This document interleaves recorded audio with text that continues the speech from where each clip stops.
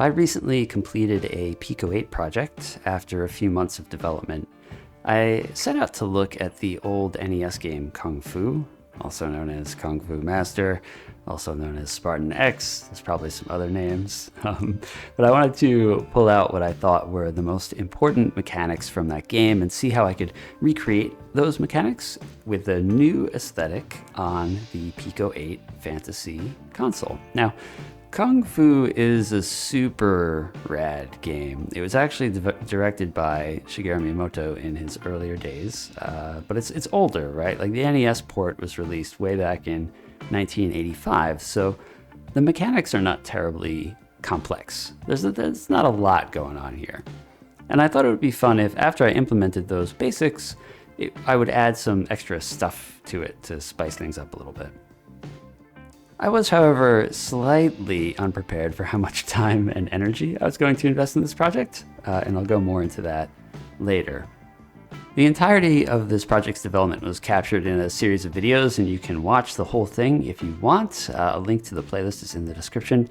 But since that's a whole lot of me talking and coding, I thought it would be cool to summarize the game's development in one video to mark the release of the game on itch and on the Pico-8 BBS. Yes, so you can go play this in a couple of different places right now, entirely for free.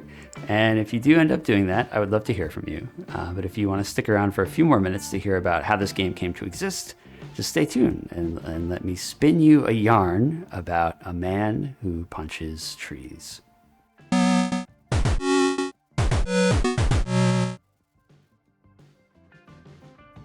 So, Kung Fu.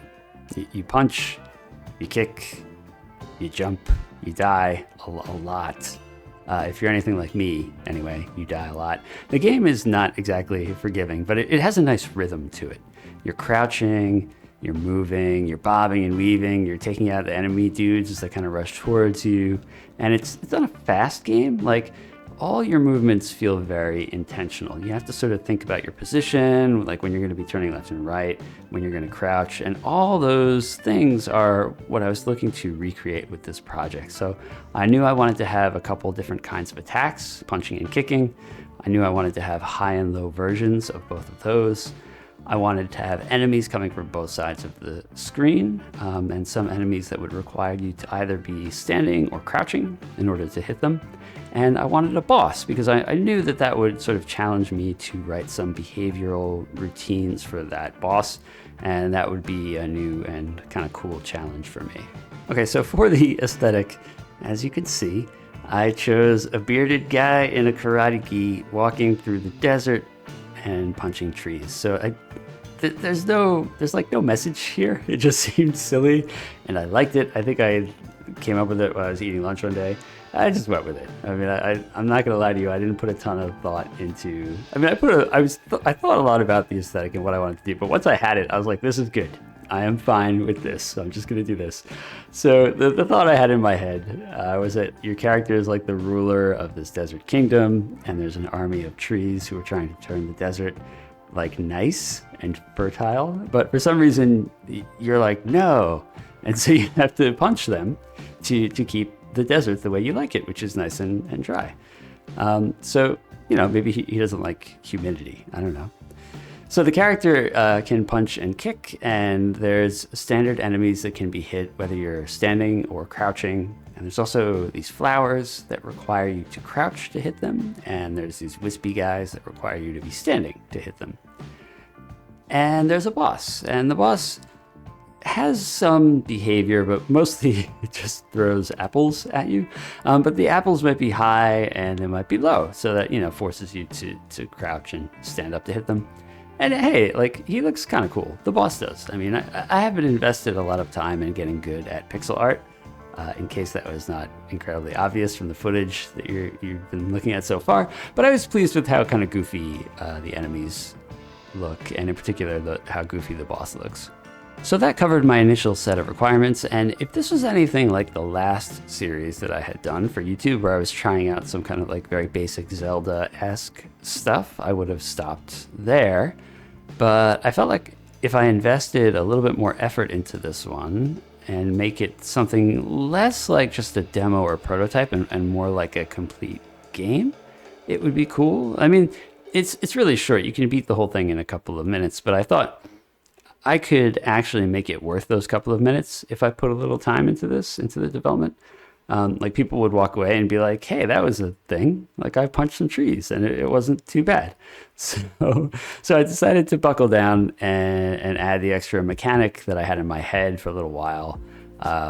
Like call it a super move. I was referring to it as overdrive mode for a while.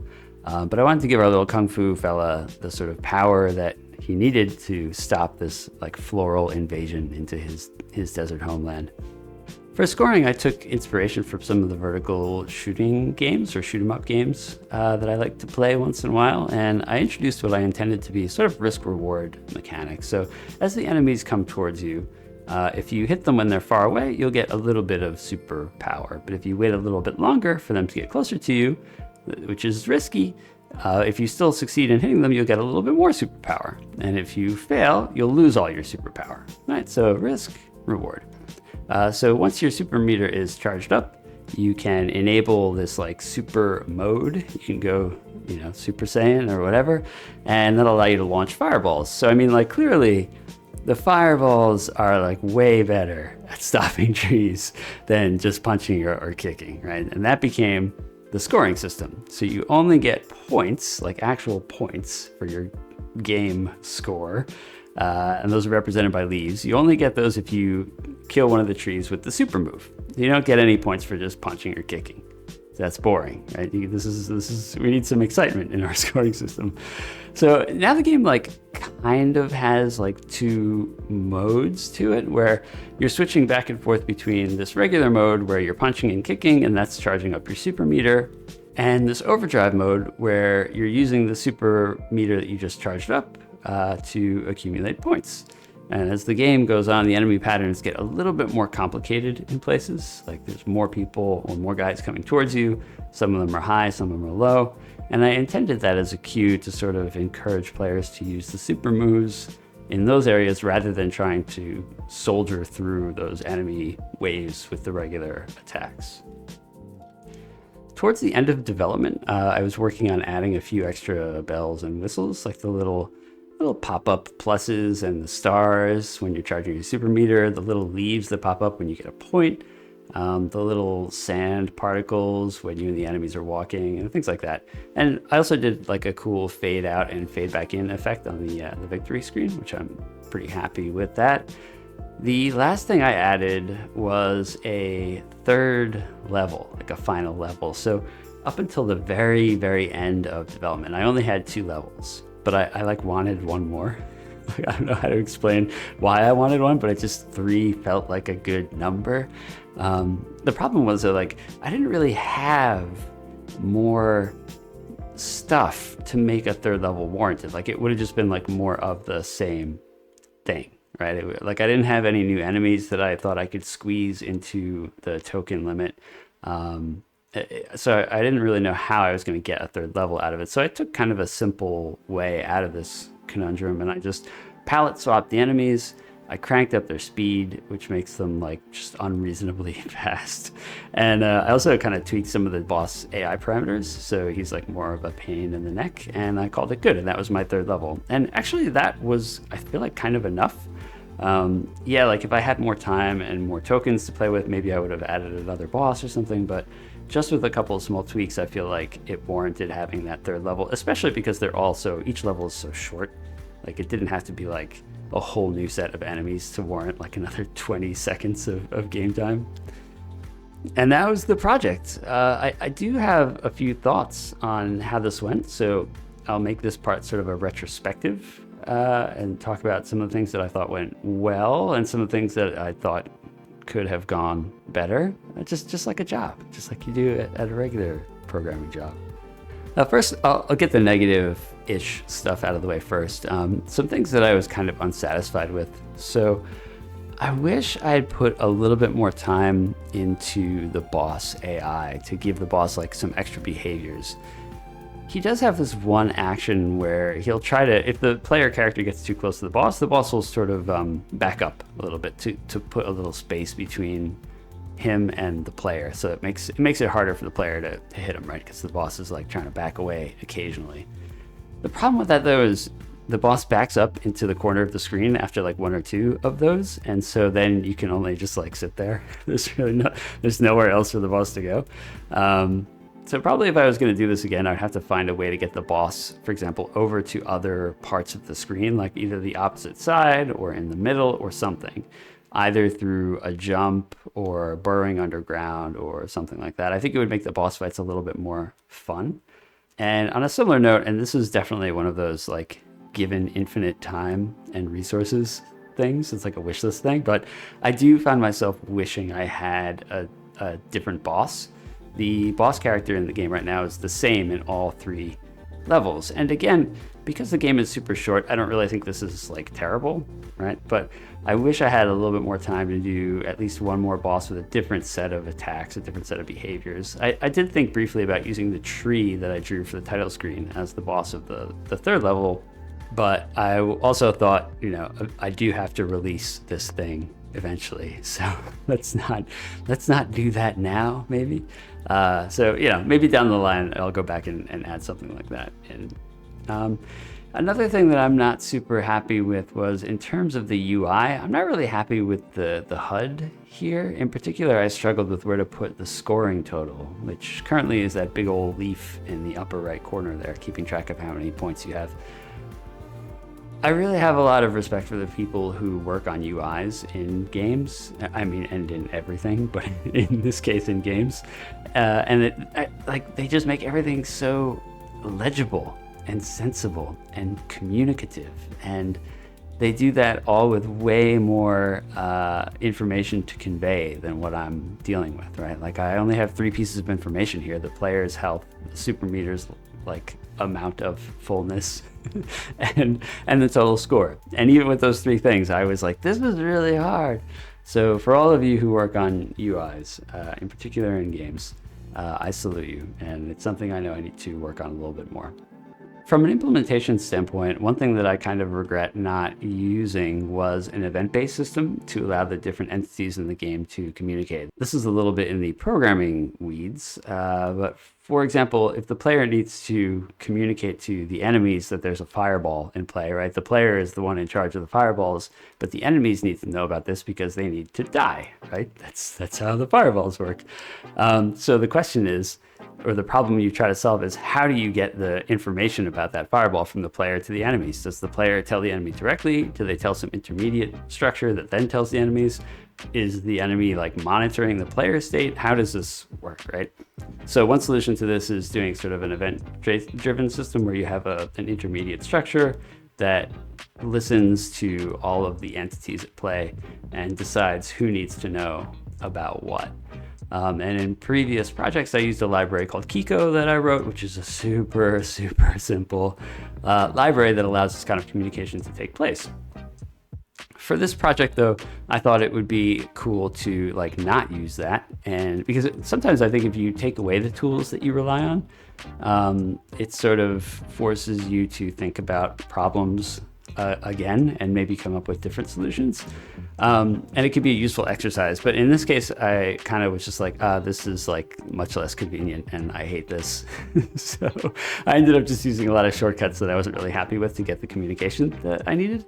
So for the next game that I work on, I'll probably go back to using Qico or something similar for that. So that was it was a small experiment, but it was I would say that was a failure, that one.